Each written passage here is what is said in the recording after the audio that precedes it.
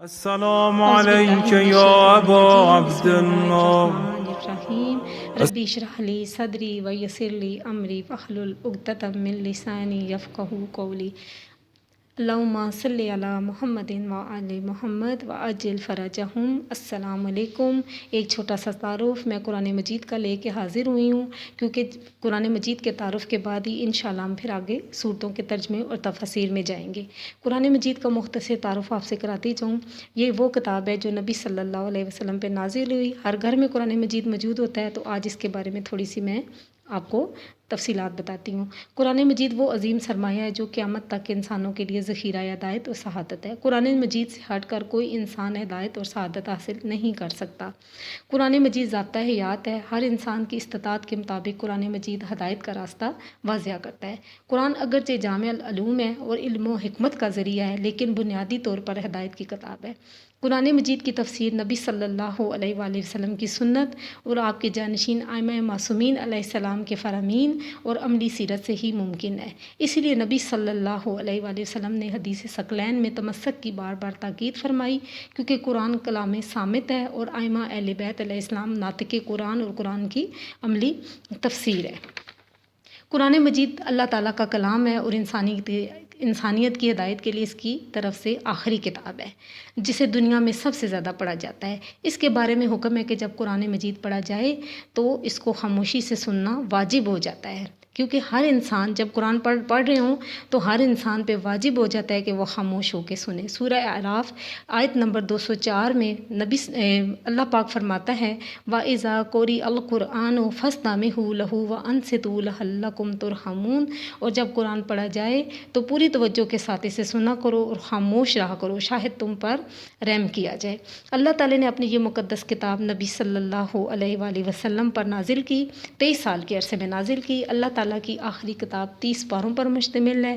اس میں 114 صورتیں ہیں، 6236 آیات، 3236 حروف ہیں۔ کل 114 صورتوں میں سے 86 مکی ہیں جو کہ مکہ میں نازل ہوئیں، جبکہ 28 مدنی ہیں جو کہ مدینہ میں نازل ہوئیں۔ قرآن مجید کی تمام صورتوں میں سے سورہ حمد کو یہ اعزاز حاصل ہے کہ جو نبی صلی اللہ علیہ وآلہ وسلم پر 2 بار نازل ہوئی، ایک بار مکہ میں اور ایک بار مدینہ میں۔ قرآن مجید کی کل 7 قراتیں ہیں اور 7 ہی منزلیں ہیں۔ قرآن مجید میں نقطے لگانے کا کام 86 ہجری میں مولا علی علیہ السلام کے شاگرد ابو اسود والی نے انجام دیا۔ مجموعی طور پر قرآن مجید میں 2 طرح کی آیات پائی جاتی ہیں، موجود ہیں، ایک جو ہے متشابہ اور ایک واضح آیات زیادہ ہیں، انہیں ام الکتاب کا نام بھی دیا گیا ہے۔ قرآن مجید کی سب سے بڑی سورہ سورہ بقرہ ہے اور سب سے بڑی آیت سورہ بقرہ کی آیت نمبر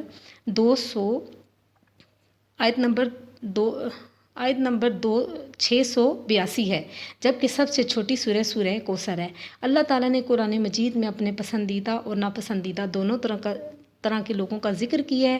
اپنے نیک اور پسندیدہ لوگوں کے لیے جنت کی خوشخبری سنائی ہے، جبکہ برے کرداروں والے لوگوں کے لیے جہنم کی بدترین اور خوفناک سزا سنائی ہے۔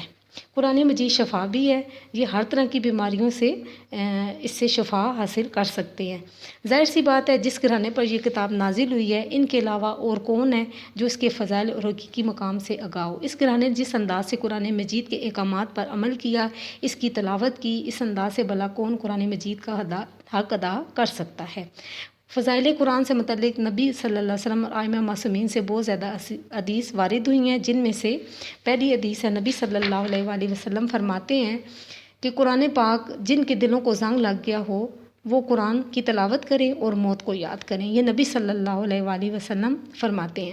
اسی طرح مولا علی علیہ السلام فرماتے ہیں کہ یاد رکھو، فہم و ادراک قرآن مل جانے کے بعد کوئی فاقہ سے نہیں رہ سکتا اور قرآن سے پہلے مستغنا ہو جانا ممکن نہیں، لہٰذا اس کے ذریعے اپنی بیماریوں کا علاج کرو اور سختیوں میں اس سے مدد حاصل کرو، کیونکہ اس میں سب سے بڑی بیماریوں کی شفا ہے اور وہ یہ ہیں کفر، نفاق، بغاوت اور گمراہی۔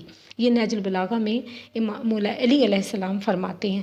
اسی طرح امام جعفر صادق علیہ السلام فرماتے ہیں کہ جس گھر میں قرآن کی تلاوت اور ذکر خدا ہوتا ہے، اس گھر میں وافر برکتیں ہوتی ہیں، فرشتے حاضر ہوتے ہیں، شیاطین بھاگ جاتے ہیں، آسمان والوں کے لیے یہ گھر اس طرح چمکتا ہے جیسے زمین والوں کے لیے درخشاں ستارے۔ جس گھر میں قرآن کی تلاوت نہیں ہوتی، اللہ کا ذکر نہیں ہوتا، وہاں سے فرشتے بھاگ جاتے ہیں اور گھر شیطانوں کی عام جگہ بن جاتا ہے۔ یہ قرآن کا مختصر سا تعارف تھا بہت لمبا لیکچر اس پہ ہو سکتا ہے، لیکن اس لیے میں نے یہ دیا کیونکہ پھر ہم انشاءاللہ قرآن کی صورتوں کے بارے میں بھی ان کے ترجمے، ان کی تفسیر آگے لیکچر میں دیں گے، تو آپ یہ سنیں اور قرآن کو پڑھنے کی کوشش کریں، زیادہ نہیں تو 10 آیات تو ضروری پڑھیں۔ تو اگر آپ کسی مشکل میں ہوں تو 100 آیات پڑھیں، تو انشاءاللہ آپ کی مشکلیں آسان ہوں گی۔ اس قرآن کا سایہ اللہ رب العزت ہم سب کے سروں پہ رکھے، ہمیں قرآن پڑھنے کی، اس پہ عمل کرنے کی توفیق عطا فرمائے، الہی آمین۔